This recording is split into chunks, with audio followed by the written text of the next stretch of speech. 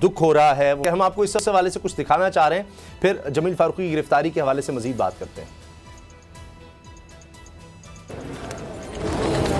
जमील, हुआ क्या? कुछ भी नहीं हुआ सर। कल आप बोल से निकले? जी, मैं बोल से निकला। मैं सीधा घर जाना था 11 बजे। 6 बजे से मैं 11 बजे तक ट्रांसमिशन करता रहा हूँ। मैं बाहर निकला हूँ, मेरे आगे उस्मान भी था, हमारे ऑफिस का लड़का। वो निकल गया। तकरीबन कोई 18 से 20 गाड़ियां थी सीटीडी की। उन्होंने मुझे वहां से किडनैप किया।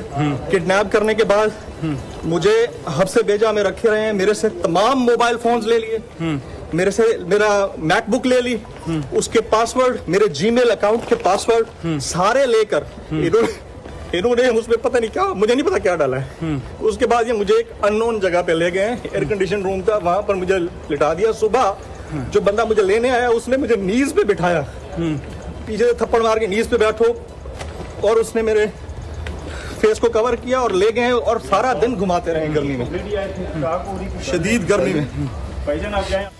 अब आरिफीन, क्या कोई दहशत गर्दी शुरू हो गई है? यानी साफियों ने अगर कोई बात की है, आप देखें किस तरह से पहले केस बनाया गया, अब तशद्दुद, मतलब आंखों पर पट्टियां बांधना, 18 से 20 गाड़ियां सीटीडी की, यानी काउंटर टेररिज्म डिपार्टमेंट।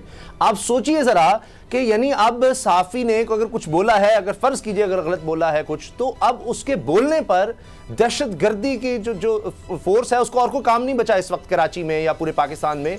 वो एक निहत्ते सहाफ़ी को गिरफ्तार करने पहुंचेंगे, 18 से 20 गाड़ियां।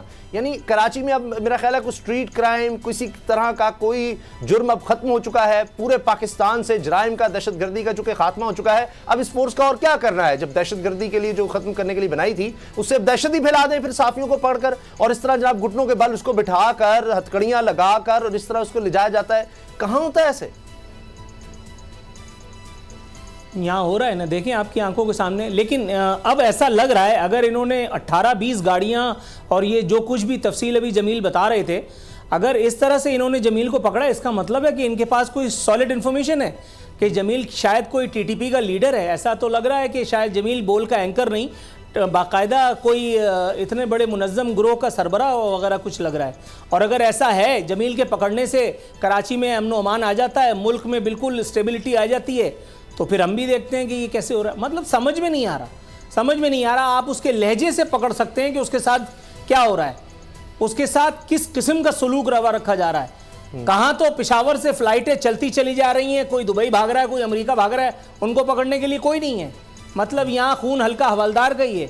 अब इस पर किस अंदाज में बात की जाए, मुझे तो मुनासिब अल्फाज में कोसना भी नहीं आता भाई। अच्छा, ऐसे लोग जिन पर 50-50 कत्ल के मुकदमे हों, हमने देखा उनके साथ भी इस तरह का सलूक नहीं होता, हथकड़ी भी नहीं लगती, उनको बड़ा वीआईपी ट्रीटमेंट के साथ बिठाया जाता है, ले जाया जाता है।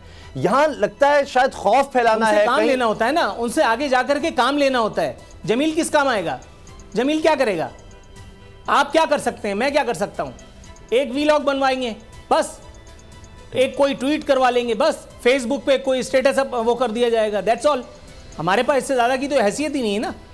मगर वो जिनकी आप बात कर रहे हैं वो तो बड़े बड़े काम कर सकते हैं ना, जायज़ या नाजायज़, इसलिए उनके साथ ही सारा सलूक बनता है। जमील फारूकी के साथ या आरफीन या उसामा या किसी और के साथ, एंकर के साथ या सहाफ़ी के साथ, मतलब गज़ब खुदा का यार, गज़ब खुदा का। इस तरह तो यार मतलब मकबूजा इलाकों में नहीं होता। हुकूमत करने के लिए आती है या ये सब कुछ करने के लिए आती है? मैं जितना ही कम बोलूं बेहतर है यार, ठीक है। मैं हूं जैस्मीन मंजूर और आप मुझे देखेंगे सिर्फ बोल पर।